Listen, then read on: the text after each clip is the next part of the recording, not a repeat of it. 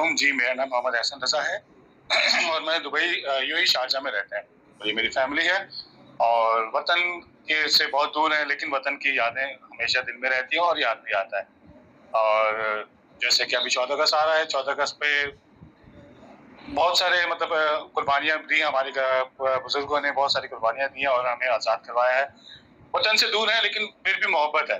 याद आता है, करते हैं, जैसे कि बचपन में हम लोग बहुत खुशगवार माहौल में बनाते थे, झंडियाँ लगाते थे और ये और वो फलाना-ढिमकाना। लेकिन एज़ अ ओवरसीज़ हम लोग अभी किसी प्रदेश में रह रहे हैं, दूसरे मुल्क में रह रहे हैं। इनके कानून के मुताबिक हम लोगों को अपना जो इंडिपेंडेंस डे है, उस हिसाब से मनाना है। तो मैं रिक्वेस्ट करूँगा सब पाकिस्तानियों से कि एज़ पर लॉ अपना यूएई, अपना पाकिस्तान का इंडिपेंडेंस डे मनाएँ। Thank you so much.